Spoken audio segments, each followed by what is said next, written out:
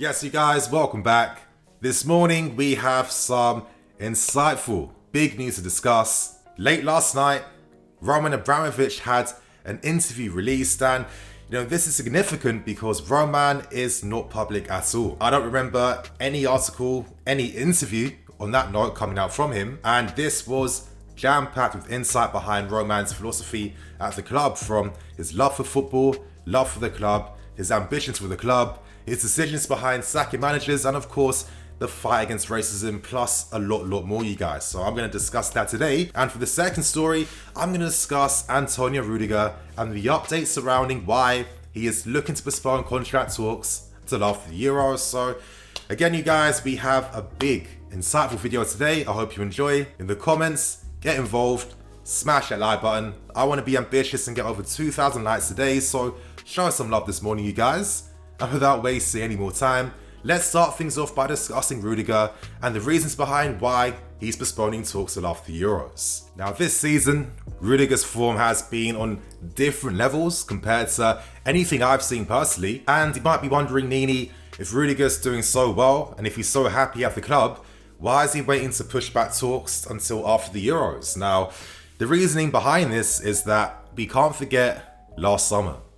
It seemed like Rudiger was destined to leave, strong interest from both Spurs and Paris Saint-Germain, and during that period, Rudiger felt very hurt. He felt like he was ostracized, he felt like he was being left out, he didn't like that the club did not support him during those times. He was frozen out and got no support. So both Rudiger and his agent, of course, weren't impressed during that period, so they want to buy their time, because the reality is, this next deal that Rudiger signs is the most significant contract of his career.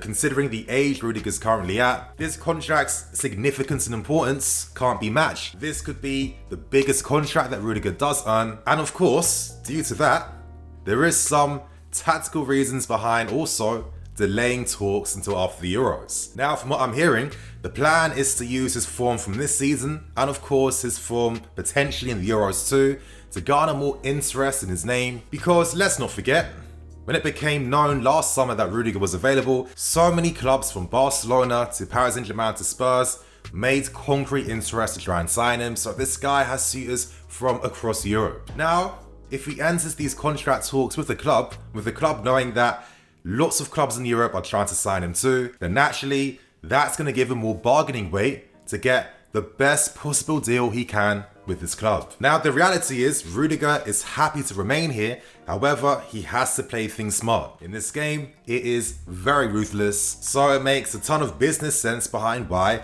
the strategy will be from Rudiger's team to bide their time. Now, I'm going to give my thoughts and opinions because The Athletic did report this, however, they did not go into full context behind Rudiger and his team's thoughts, and the reality is they still reiterate the fact that we are in the market to sign a commanding defender. The three big names are Jimenez, Süle, and Konate.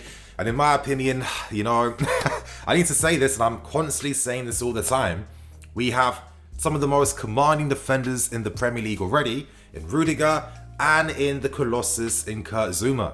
Yes, I know that the other profiles of the three defenders we're being linked with also match this. However, are they more commanding than what we have? I mean, how much more of a commanding presence do we need to have in the team? Considering that Süle wants to remain at Bayern Munich, considering that Jimenez, is he more commanding than what we have? I don't personally think so, and Konate still very young. However, the reality is, we have some of the most promising young defenders in Europe already in our books. I'm looking at Tomori, I'm looking at Gueye, and of course there's younger defenders in Colwill, Mbiyamba, and let's not forget Ethan Ampadu as well. So it does feel like, for me, this would be kind of a waste of money. Every single defender this season has stepped up. Like, who can you really say has been the weakest link in defence? And considering right now we have some of the best defensive stats in the Premier League and in Europe, for me, when are we going to trust what we already have? We don't need to sign a defender. These players aren't upgrades to what we have, but then that's only my opinion.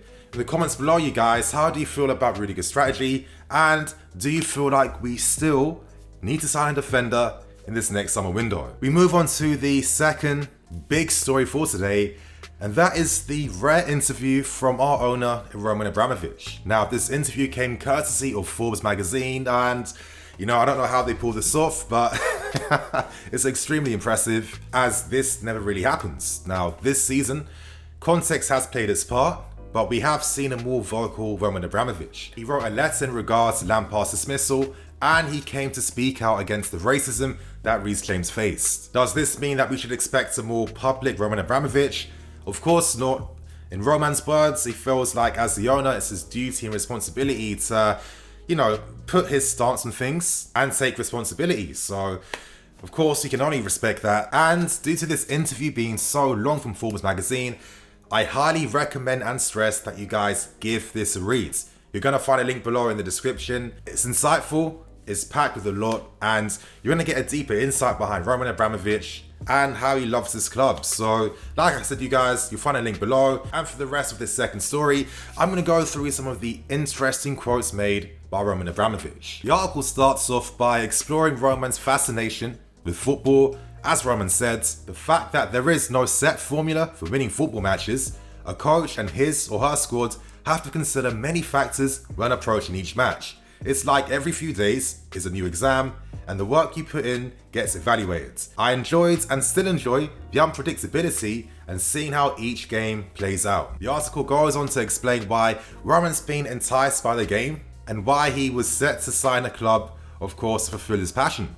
As Roman said, in hindsight, especially with the public profile it would bring me, maybe I would have thought differently about owning a club. But at the same time, I saw this incredible game and I wanted to be part of that in one way or another. And all I can say to that is thank God that Roman took us over. He came very close to signing Spurs, but they absolutely fumbled it, which is no surprise and kind of sums them up as a club, in my opinion. But, jokes aside, let's continue on. Talks turn towards Roman's ambitions for the club, his investment in growing the club, and the two ambitions he set out when taking over. As Roman said, to create world-class teams on the pitch and to ensure the club plays a positive role in all of its communities.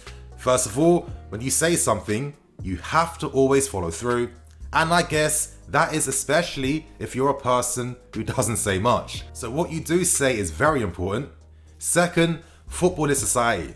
Football is part of society, and society is part of football. So it's the natural state of things for football to be involved, to support the community, and to be present in the community. And I really feel like, for sure, Roman has achieved this. That is something for sure he has followed through with, considering the social impact that he's made. We saw examples of this very recently. During this COVID era, the club, from one of the few clubs to make a stand, to take a lead, to set the precedent.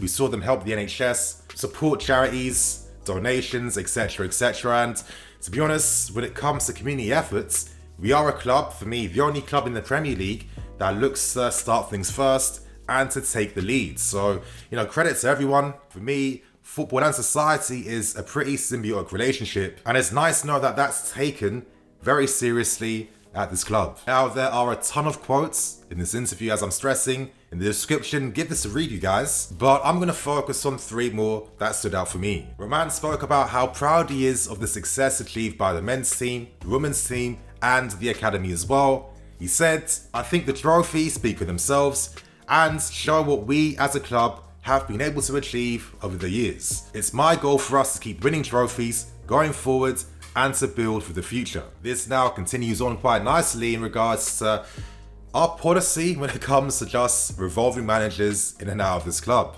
Now, there's been a lot of sackings under Roman, and naturally, I guess, he had to be addressed by his strategy behind this. As Roman said, I think we are pragmatic in our choices, and we are comfortable making the right changes at the right time to ensure we can achieve our long-term ambitions.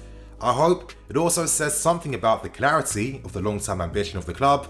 Those who join understand the objectives both on the pitch as well as the wider positive role the club plays in the community. And for me, I'm sure that as fans over the years, there's always been a few managers that we have attached ourselves to, and we've always felt like, okay, under different circumstances, I'm looking at, Ancelotti, I'm looking at Mourinho in his first spell, I'm looking at Frank Lampard too. In different circumstances and contexts, maybe these managers could have been afforded more time. However, one thing that we can't disagree with is that every time a sacking comes, momentum is pushed. the club's ambitions speak for themselves. We're not a club like Arsenal who will just, be content with where they are. We're always thinking about growing and going to the next level. And yeah, at times it hasn't been perfect, but the ambition still remains. That's the most important thing. And we're seeing this right now with the appointment of Thomas Tuchel. So again, make of it what you will. And to end things with the final quote by Roman, naturally, he came out to passionately speak out against racism. As he said, racism, anti-Semitism, this is all the same type of evil and should have no place on our world at this day and age. Every time I get sent examples of racist abuse that our players face, I'm shocked. It's disgraceful that this is the reality for not just our players, but for anyone targeted by this sort of abuse. If we as a club can make a difference in this area in fighting anti-Semitism, racism, and promoting tolerance, I am determined to stay behind it and contribute in whatever way I can. And again, Roman, this is why I've got so much respect for him because, as he said in this interview, when he says he's going to do something, he always follows through. It's nice to know that we have an owner that, is very assertive in this area, that comes out, that is passionate against this fight. Tolerance should be preached, and in today's world, it does feel like that is starting to get diminished more and more these days. It's quite sad, and I think during times like this, you want people with influence to step up, make their voices heard and known, and, set their position about where they stand. I feel like this club represents so much diversity from our team, so the people behind the scenes with the coaching staff, the workers, and even higher up at the board level as well, where we have a female owner who's one of the best at what she does in the world, and how we promote diversity at the top levels too. So again, I feel like for me as a fan, this makes me really proud that our owner strongly believes in this. And there you have it, you guys. That was a brief snippet behind some of the things that Roman discussed in this interview today. I ain't gonna say it again. I'm gonna make it easier for you guys. I'm also gonna link the article in the description as well. They were the two stories today. I hope you guys enjoyed. Remember, get involved in the comments and smash that like button too. Don't forget, I have released a match preview for our game tomorrow against Sheffield United in the quarterfinals of the FA Cup. So you guys gotta watch that video too. I'm EFC. This is Blue Lines TV. I'll catch you guys later with some more videos.